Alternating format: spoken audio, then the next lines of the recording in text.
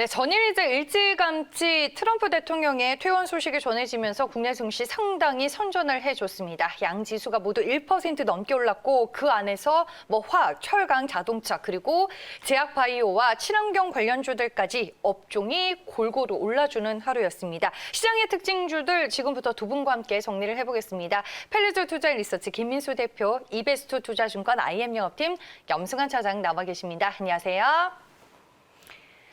네, 전일 이제 김민수 대표님이 조 바이든 후보의 정책 관련주로 꼽히는 풍력 그리고 친환경 관련주들 다시 볼 때가 됐다라고 말씀을 해주셨는데 역시나 시장 안에서 강한 면모를 보여줬습니다. 우리가 봐야 할 풍력 그리고 친환경 관련주들이 너무 많은데 네. 어떻게 좀 정리를 해볼 수 있을까요? 그냥 잘 가는 걸로 압축해야죠. 네.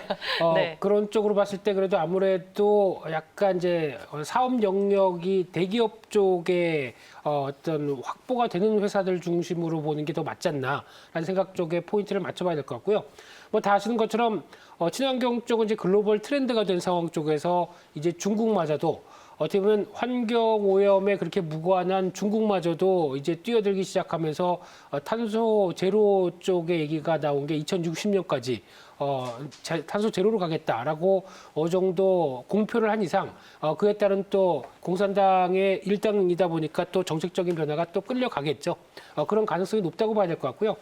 게다가 또 국내도 마찬가지로 이런 분위기 그대로 이어가면서 아직까지는 이제 뉴딜 관련된 쪽의 정책 자금이나 그리고 또 친환경 관련된 쪽의 본격적인 움직임이 일단 자금이 집행이 되면서 움직이는 부분들이 좀 덜합니다. 그러다 보니까 아직까지는 기대감이었다고 봐야 되겠죠. 근데 본격적으로 내년부터 이런 부분들이 확인이 된다라고 하게 되면 기업들의 실적 변화들로 나올 가능성이 내년부터 높다라는 쪽으로 바라보고 있는데 하지만 이제 단기적인 관점으로 봤을 때는 앞서 말씀드린 것처럼 바이든 후보의 지지율이 올라가면서 이와 공약과 관련된 종목들의 대표적인 주자가 이쪽이죠. 네. 그래서 올라가는 건 사실인데 하지만 또 지지율 변화에 따라서 변동성은 나올 수 있습니다. 또 이제 업무에 복귀하는 이제 트럼프 대통령의 여러 가지 또 박차가 가해지기 시작한다고 하게 되면 지지율 격차가 또 좁혀졌을 때 주가의 출렁이면 나올 수 있겠다는 쪽도 염두를 하시면서 보셨으면 좋겠고요. 네. 그러다 보니까 일단 관련된 종목으로서는 가장 먼저 이제 태양광 쪽의 한화솔루션 같은 경우 지금 시장에서 니콜라 관련된 부분 쪽에 조정을 좀 많이 받았었던 그러니까요. 모습들인데 네.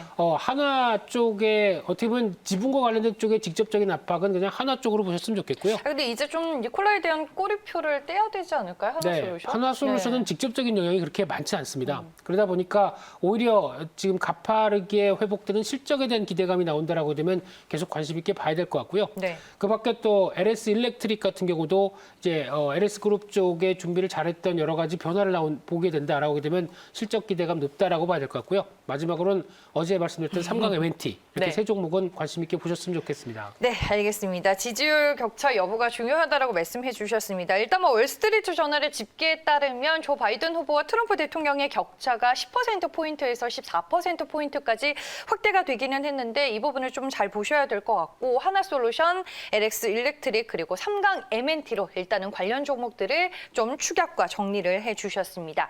다음은 이제 대한유화라는 종목을 저희가 볼 텐데 전일 이제 롯데케미칼, 대한유화 등 NCC 관련주들이 시장 안에서 유독 또 강했습니다. 그 중에 하나가 대한유화였는데 주가 강세 배경이 뭐였나요, 차장님? 일단 이제 네. 두 가지 같아요. 석유화학 업종에 대한 이제 시각이 많이 바뀐 것 같습니다. 그동안 되게 좀 부정적으로 봤었는데 일단 투자들의 시선이 좀 긍정적으로 좀 바뀌어가는 그런 흐름이고 특히 이제 최근에 미국에서도 대형 M&A가 좀 하나 있었거든요. 그래서 그 ECC라 그러죠. 이제 에탄 이제 어떻게 보면 가스 기반의 이제 어떻게 보면 석유화학을 이제 에탄을 만드는 그런 이제 공정인데 그걸 하는 업체를 굉장히 좀 비싼 가격 한 4조 원 정도의 가치 평가를 좀 받을 정도로 그걸 인수를 했다라고 하는데 그런 부분들이 어제 좀 그 뉴스에 또 부각이 되면서 국내 약간 어떻게 보면 이제 미국과 경쟁하는 회사 중에 대표적인 게 롯데케미칼하고 대한유화인데 네.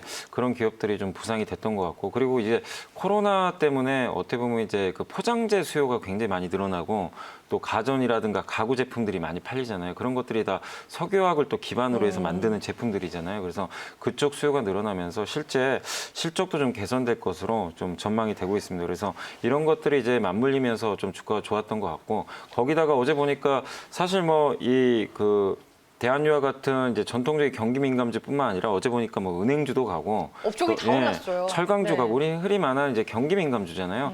경기 민감형 섹터가 사실 뭐 미국도 이제 그런 흐름들이 그 지난주에 나왔었거든. 지난주 금요일 날 미국의 이제 빅테크 기업들이 갑자기 급락을 하고 바이든 후보가 이제 당선될 거라는 이제 그런 기대감이 나오면서 시장의 색깔이 좀 갑자기 바뀌어 버렸는데 그게 어제 국내 증시에도 고스란히 좀 반영이 됐던 것 같습니다. 그래서 그런 이제 두 가지 요인들이 맞물려 가지고 어제 대한유화뿐만이 아니라 뭐 석유화학, 철강 같은 소재 기업들이 굉장히 좀 강하게 올라섰던 것 같습니다. 그리고 대한유화는 또 2차 전지 분리막에 들어가는 그 이 원재료라고 하는데 그거를 또 만드는 기업 중에 하나인데 이게 뭐 내년도에 얼마만큼 실적에 반영될지 모르겠지만 2차 전지 분리막 원재료에 대한 이제 그 어떤 수요도 내년도에도 계속 늘어날 것으로 좀 보이기 때문에 기존의 석유화학 플러스 또 2차 전지 소재 업체로도 좀 계속해서 좀 부각이 내년까지는 좀 될 수 있을 것 같아요. 근데 내년까지 뭐 그런 부분들은 한번 뭐 숫자를 통해서 우리가 좀 체크는 해봐야 되니까 그런 부분은 좀 플러스 알파 정도로 보시면 되겠고 어쨌든 지금은 석유화학 쪽에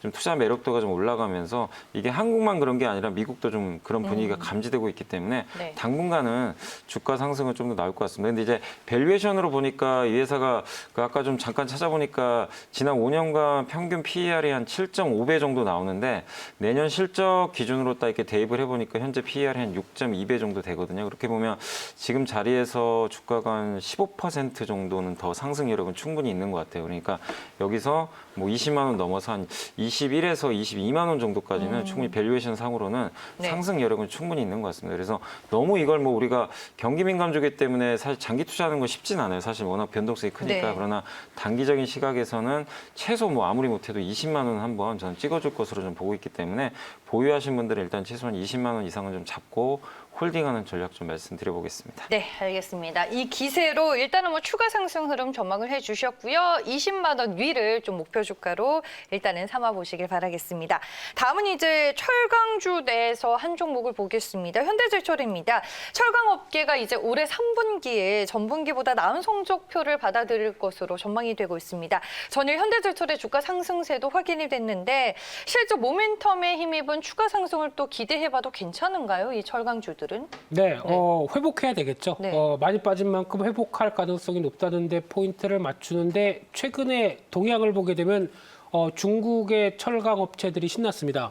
최근에 동향을 봤을 때 이제 중국이 경기가 이제 코로나19 이후로 돌아가기 시작한다라는 쪽에서 봤을 때 상당히 빠른 변화가 나오고 있다 보니까 이에 따른 기대감도 높은데 특히 9월 달에 동향을 보게 되면 기관이 전업종을 다 매도를 했죠. 네. 그래서 주식하기 싫어하는 기관의 입장으로 봤을 때는 네. 상당히 안 좋은 수치인데 그중에서 딱 한 업종만 순매수했습니다. 철강금속 업종입니다. 그러다 보니까 포스코를 비롯한 관련된 쪽의 변화가 이제 나오고 있는 또 하나의 흐름이 아닌가 생각되고 있는데 특히 이제 현대제철 같은 경우는 판재라고 하죠. 이쪽에 대한 매출이 한 60% 되는데 그중에 대부분이 또 현대차 그룹과 연결이 많다라고 하게 되면 자동차 관련된 전방 산업과의 영향력이 같이 이어질 수밖에 없다라고 봤었을 때 상대적으로 가장 또 기대감이 높지 않을까 생각이 되고 있는데 특히 2018년도 이후부터 실적이 부진한 모습들이 나오다 보니까 주가도 많이 빠졌죠.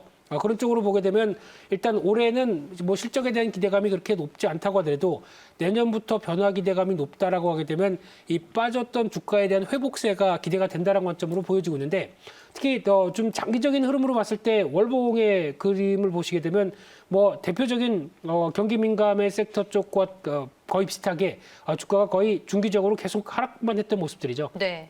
그러다 보니까 지금 현재 기준으로 보게 되면 자산 대비해서 PBR로 0.19배입니다.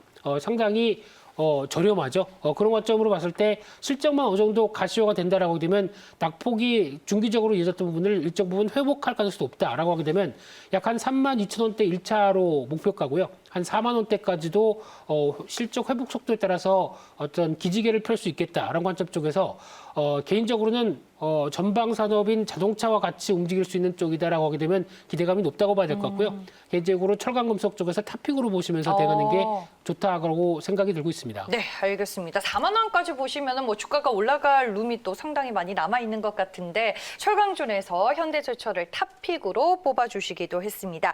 자동차 업종에 대한 얘기도 이어가 보겠습니다. 알아보겠습니다. 코로나19 이후로 실적과 주가 모두 이 자동차 관련주들이 또 가파르게 회복세를 보이고 있습니다. 전일 현대기아차의 판매 지표까지 좋은 소식이 들렸잖아요. 현대기아차를 중심으로 한 이 자동차주들의 전략은 또 어떻게 봐야 할까요? 네, 일단 이제 네. 그 숫자하고 그 향후 성장 스토리가 딱 잘 맞아떨어지는 유일한 업종인 것 같아요. 정말. 네. 그러니까 지금 숫자도 너무 좋고 내년에 대한 이제 전망도 워낙 좀 좋아서 투자들의 관심이 계속 쏠리고 있고 뭐 기관이나 외국인들 여전히 계속해서 우호적인 좀 분위기가 감지되고 있는데 특히 숫자로 계속 증명을 하고 있습니다. 그러니까 이 왜 내가 지금 시가총액이 지금 40조 정도 되는데 이익으로만 보면 SK 하이닉스 다음이거든요. 시총 3위까지는 사실 올라서야 될 그런 것들을 지금 보여주는 것 같아요. 그래서 이번에 또 9월 달에 북미 자동차 판매도 호조를 보였는데 아무래도 이제 미국이 최대 시장이니까 여기서 좀 판매가 잘 돼야 되는데 이번에 판매가 워낙 또 잘 나왔고 특히 미국에서 지금 기아차가 판매가 엄청나게 이번에 잘 나왔더라고요. 그래서 네. 어제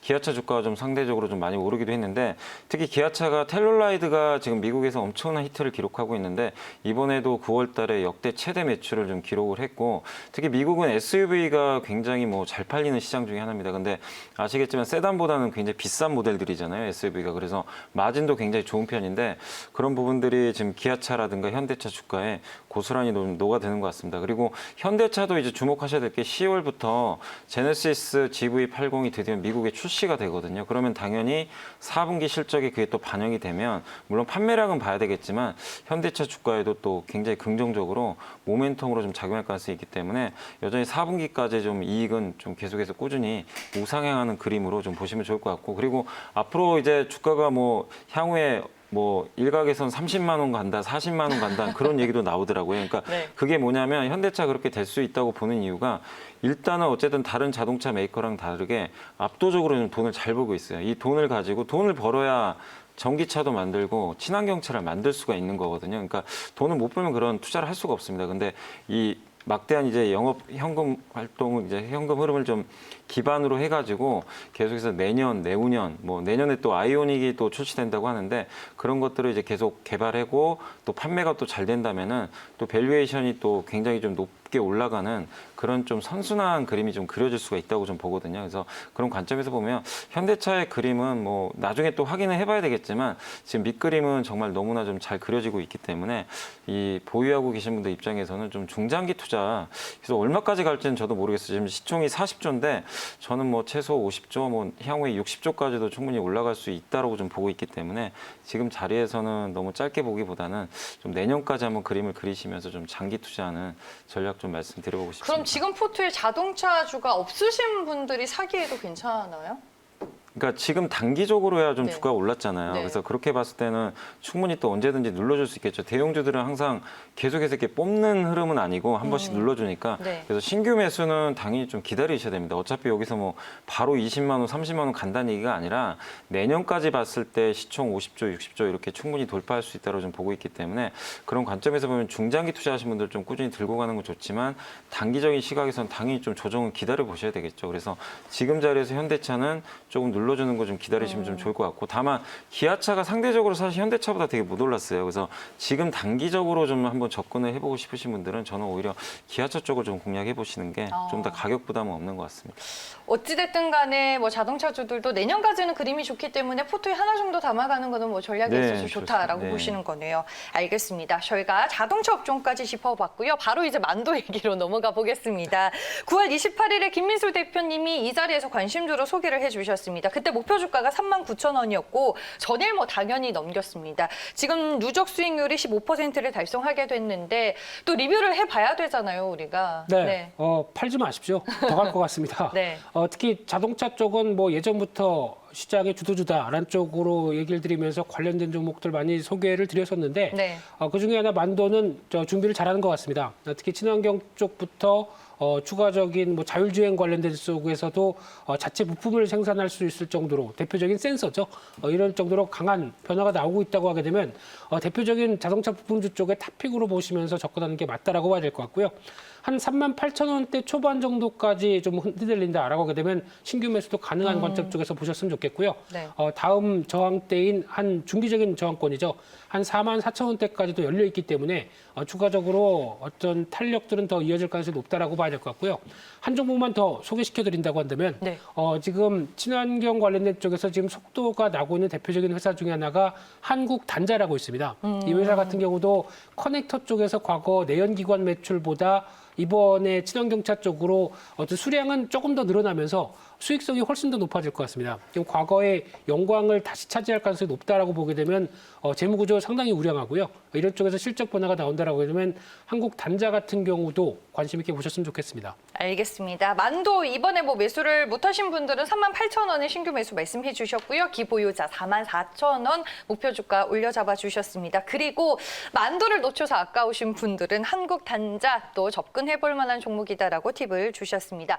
두 분과 이제 시장의 특징주들 모두 짚어봤고요. 이제 오늘의 관심주 차장님 종목으로 들어볼게요. 예, 저는 그 덕산 테코피아라고 이제 OLED하고 반도체용 소재 만드는 기업인데 OLED 쪽은 이제 덕산 네오룩스로 이제 그 소재가 좀 이제 매출이 좀 잡히는 그런 케이스고 OLED 쪽도 좀 사실상 뭐 삼성 디스플레이가 좀 이 모바일 쪽에서 좀 최근에 좀 워낙 안 좋아가지고 실적 부진 얘기가 나오지만 어쨌든 하반기부터는 삼성 쪽에 이제 모바일 향 매출이 좀 늘어날 가능성이 있기 때문에 실적은 좀 개선될 것 같고요. 핵심은 앞으로 이제 반도체 같습니다. 반도체 그 삼성전자에서 들어가 만드는 그 낸드 플래시가 이제 적중수가 올라가면서 상당한 이제 그 마진이 좀 개선될 것으로 좀 전망이 되기 때문에 그런 관점에서 보면 반도체가 좀 내년도에 좀 이익 성장을 좀 이끌 수 있다. 이렇게 좀 보시면 좋을 것 같습니다. 그래서 소재 업체들이 어쨌든 지금 국산화 수혜라든가 이런 것 때문에 굉장히 앞으로도 좀 좋을 가능성이 있는데 그런 관점에서 보면 덕산 테코피아가 딱 맞는 그런 기업이 아닌가 이렇게 좀 말씀드리고 싶고 여전히 뭐